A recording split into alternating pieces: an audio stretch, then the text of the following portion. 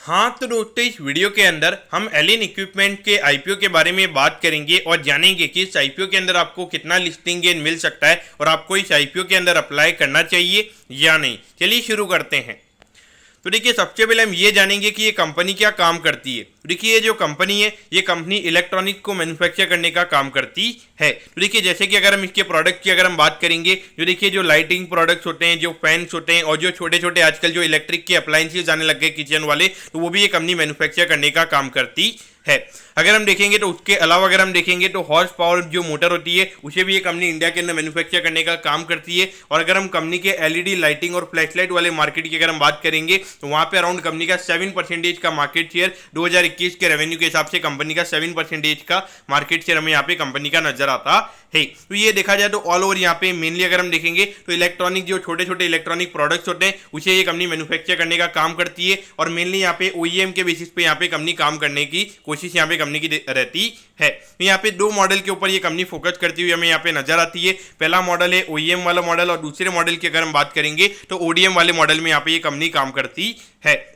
तो ओईएम वाले मॉडल के अंदर क्या होता है कि जो डिजाइन्स वगैरह जो इनके क्लाइंट्स ने जो बनाई होती है, यानी कि उनको ऐसे डिजाइन में उनको प्रोडक्ट चाहिए, तो वैसे डिजाइन में यहाँ पे प्रोडक्ट बनाने का ये कंपनी काम करती है। और उसके अलावा अगर हम ओडीएम मॉडल की अगर हम बात करेंगे तो ओडीएम मॉडल के अंदर यहाँ पे कंपनी खुद पहले डिजाइन वगैरह बना देती है, फिर उसके बाद में अपने क्लाइंट को देने का वहाँ पे कंपनी काम करती है। यानी कि ये जो ओरिजिनल डिजाइन वाला जो मॉडल है, यहाँ पे कंपनी खुद डिजाइन बनाने का काम करती है और ओईएम के अंदर जो इनके क्लाइंट की जो रिक्वायरमेंट होती है उसके हिसाब से यहाँ पे कंपनी प्रोडक्ट बनाने का काम करती है। अगर हम कंपनी के प्रोडक्ट पोर्टफोलियो की अगर हम बात करेंगे तो देखिए एलईडी लाइटिंग यहाँ पे हमें नजर आता है, फैंस नजर आते हैं। फिर उसके अलावा अगर हम देखेंगे जो टीपीडब्ल्यू फैंस होते हैं, फिर फ्रेश एयर वाले, फिर मॉड्यूलर स्विचेस, सॉकेट्स हो गया। तो ये जो भी छोटे छोटे अगर हम देखेंगे जो इलेक्ट्रॉनिक प्रोडक्ट्स हमें नजर आते हैं, जो डेली टू डेली हम यूज करते हैं, तो वो सारी चीजें हमें यहाँ पे नजर आती है। यहाँ पर अगर आप देखोगे तो एयर कंडीशनर भी हमें यहाँ पे नजर आता है। फिर उसके अलावा हेयर स्ट्रेटनर, जो हेयर स्ट्रेटनिंग यानी कि हेयर ड्रायर हो गया, मिक्सर ग्राइंडर्स हो गए। लेकिन मेनली अगर हम देखेंगे तो यहाँ पे जो एलईडी लाइटिंग वाला जो बिजनेस है और जो फ्लैश लाइट वाला बिजनेस है,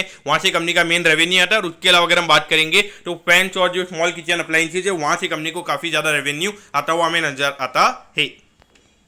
अब अगर हम ऑब्जेक्टिव की अगर हम बात करेंगे, यानी कि जो यहाँ पे कंपनी को आईपीओ से पैसा मिल रहा है उसे कंपनी कैसे यूटिलाइज करने वाली है, तो पहले अगर हम देखेंगे तो यहाँ पे अराउंड 175 करोड़ रुपीज जहाँ पे आईपीओ से कंपनी को मिलने वाले हैं। उसमें से अगर हम देखेंगे तो लगभग 88 करोड़ रुपीज का जो अमाउंट है वो यहाँ पे कंपनी डेट को रीपे करने के लिए यूज करने वाली है। और अगर हम दूसरे की अगर हम बात करेंगे तो यहाँ पे कंपनी कैपिटल एक्सपेंडिचर करने वाली है, यानी कि अपनी जो अभी एग्जिस्टिंग कैपेसिटी है उसको यहाँ पे कंपनी बढ़ाने वाली है। और वहाँ पे लगभग 37 से 38 करोड़ रुपीज का जो अमाउंट है वो यहाँ पे कंपनी इन्वेस्ट करने वाली है। और यानी कि उसके अलावा अगर हम बाकी अमाउंट की अगर हम बात करेंगे, यानी कि जो बाकी का जो 50 करोड़ के लगभग का अमाउंट है वो यहाँ पे कंपनी ने जनरल कॉर्पोरेट पर्पसेस में डाला है। और उसमें जनरली अगर आप देखोगे जो आईपीओ से रिलेटेड जो एक्सपेंसेस होते हैं वो यहाँ पे कंपनी के आते हैं। और कंपनी थोड़ा बहुत कंपनी को रन करने के लिए थोड़े बहुत एक्सपेंसेस जो लगते हैं तो वो चीजें यहाँ पे आती है।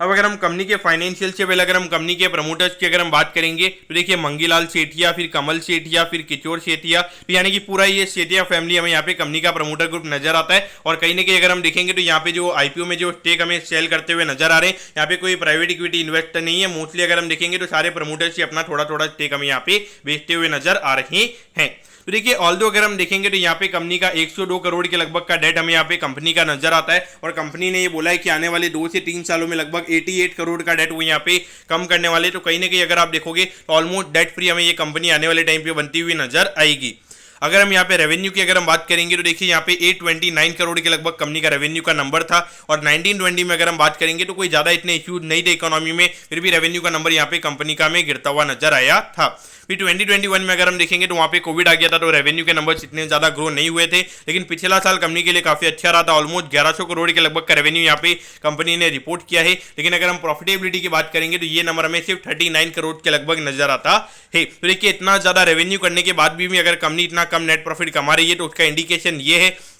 कि यहाँ पे जो इनके बड़े बड़े क्लाइंट्स है जो जिनके लिए प्रोडक्ट बनाने का काम करती है, तो उनकी अगर हम बात करेंगे तो उनका बार्गेनिंग पावर यहाँ पे काफी ज्यादा है। क्योंकि कहीं ना कहीं अगर आप देखोगे हार्डली 3 या 3.5% के लगभग के नेट प्रॉफिट के जो मार्जिन है वो हमें यहाँ पे कंपनी के नजर आते हैं। अगर हम यहाँ पे इस साल के भी 6 महीने के रेवेन्यू की अगर हम बात करेंगे तो 604 करोड़ के लगभग का रेवेन्यू कंपनी ने रिपोर्ट किया है और लगभग 20 करोड़ के लगभग का नेट प्रॉफिट हमें कंपनी का नजर आता है। लेकिन देखिए मेनली अगर हम देखेंगे जो इलेक्ट्रॉनिक प्रोडक्ट का जो मेनली जो सेल होता है वो ये वाले क्वार्टर के अंदर होता है, यानी कि अक्टूबर से लेकर दिसंबर वाले क्वार्टर के अंदर, तो यहाँ पे मेनली अगर कंपनी यहाँ पे 10 करोड़ पर क्वार्टर ऑन एन एवरेज अगर कमा रही है तो मेनली यहाँ पे 15-16 करोड़ के लगभग का नेट प्रॉफिट हमें यहाँ पे ये क्वार्टर के अंदर देखने को मिल सकता है। लेकिन ऑल्दो अगर आप देखोगे तो यहाँ पे अगर 88 करोड़ से आने वाले टाइम पे अगर कंपनी की बोरिंग्स अगर कम हो जाएगी तो कहीं ना कहीं वहाँ पे लगभग 8 से 9 करोड़ का जो इंटरेस्ट अभी कंपनी हमें पे करती हुई नजर आ रही है वो कंपनी के पास में यहाँ पे बचता हुआ नजर आएगा, और कहीं ना कहीं वहाँ पे कंपनी 50 करोड़ के लगभग के नेट प्रॉफिट के नंबर भी यहाँ पे इस साल के अंदर हमें पहुंचती हुई नजर आ सकती है।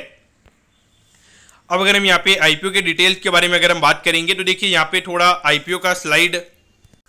हाँ तो दोस्तों वो थोड़ा स्लाइड है, थोड़ा चेंज था तो मैंने यहाँ पे करेक्ट स्लाइड यहाँ पे डाल दिया है। तो यहाँ पर अगर आप देखोगे तो अगर हम आईपीओ के डिटेल्स के बारे में अगर हम बात करेंगे तो देखिए 20 दिसंबर को ये आईपीओ में ओपन होता हुआ नजर आएगा और 22 दिसंबर को ये आईपीओ में क्लोज होता हुआ नजर आएगा। यहाँ पर अगर हम आईपीओ प्राइस की अगर हम बात करेंगे तो 247 के कट ऑफ प्राइस पे यहाँ पे आईपीओ में आता हुआ नजर आ रहा है। अगर एक लॉट के अंदर अगर हम शेयर्स की अगर हम बात करेंगे तो 60 शेयर्स का लॉट हमें यहाँ पे नजर आता है, तो एक लॉट को अप्लाई करने के लिए यहाँ पे 14,820 रुपीज लगेंगे। अगर हम यहाँ पे फ्रेश इशू की अगर हम बात करेंगे तो 175 करोड़ का जो अमाउंट है वो यहाँ पे कंपनी के पास में जाने वाला है, और जो 300 करोड़ की अगर हम बात करेंगे तो ये पैसा कंपनी के प्रमोटर्स के पास में हमें जाता हुआ नजर आएगा। अगर हम रिटेल कोटा की अगर हम बात करेंगे तो देखिए अराउंड 35% के लगभग का रिटेल कोटा हमें यहाँ पे नजर आता है, यानी कि अराउंड 170 करोड़ के लगभग का रिटेल कोटा हमें यहाँ पे कंपनी का नजर आता है। अब अगर हम यहाँ पे टाइम टेबल के बारे में अगर हम बात करेंगे तो देखिए जो अलॉटमेंट डेट की अगर हम बात करेंगे तो 27 दिसंबर को आपको पता चल जाएगा कि आपको अलॉटमेंट मिला है या नहीं। अगर हम रिफंड डेट की अगर हम बात करेंगे तो 28 दिसंबर को आपको रिफंड मिल जाएगा, और अगर आपको यहाँ पे अलॉटमेंट मिल जाती है तो 29 दिसंबर को आपके डीमैट अकाउंट में शेयर्स आ जाएंगे और 30 दिसंबर को ये कंपनी हमें लिस्ट होती हुई नजर आएगी।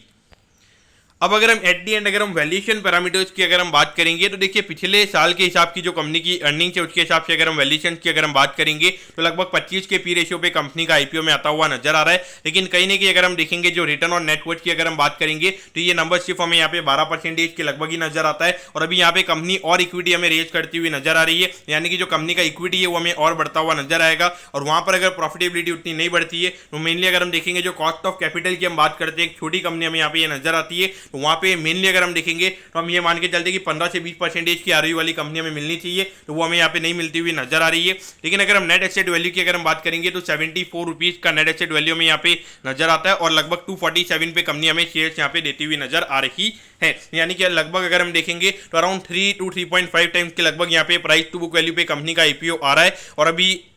जैसे आईपीओ से कंपनी को पैसा मिलने वाला है तो वहाँ पे कंपनी डेट हमें कम करती हुई नजर आएगी, तो वहाँ पे जो नेट एसेट वैल्यू का नंबर है वो हमें और बढ़ता हुआ नजर आएगा। यहाँ पर अगर हम आरओसी की अगर हम बात करेंगे तो ये नंबर 15% पे, यानी कि ऑपरेटिंग प्रॉफिट के बेसिस पे टोटल कैपिटल पे कंपनी इतना पैसा कमा रही है, तो देखा जाए तो कहीं ना कहीं यहाँ पे ये नंबर थोड़ा अच्छा हमें यहाँ पे नजर आता है। अगर हम डेट की अगर हम बात करेंगे, डेट टू इक्विटी हमें यहाँ पे 0.32 पे नजर आता है, तो देखिए यहाँ पे नॉर्मली अगर हम देखेंगे तो आईपीओ के बाद में लगभग 0.2 या 0.1 के लगभग हमें यहाँ पे डेट टू इक्विटी कंपनी का होता हुआ नजर आएगा। तो ऑल ओवर देखा जाए तो यहाँ पे कंपनी का आईपीओ में अच्छा खासा नजर आता है। अगर मैं वैल्यूएशन पैरामीटर्स की अगर मैं बात करूंगा तो यहाँ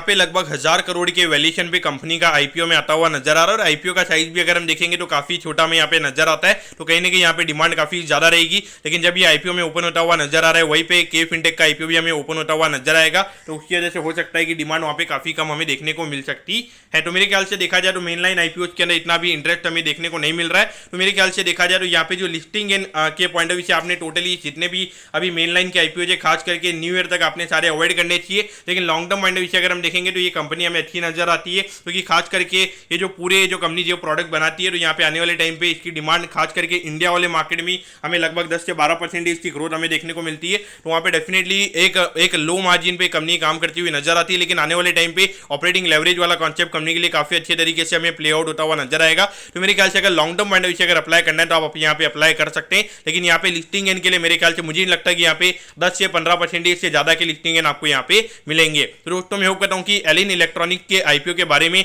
आपको सब कुछ समझ में आ गया होगा। अगर आपकी कोई भी क्वेरीज है आप कमेंट कीजिए, मैं जरूर आपके कमेंट पर रिप्लाई करूंगा। ओके दोस्तों, thank you, have a nice day.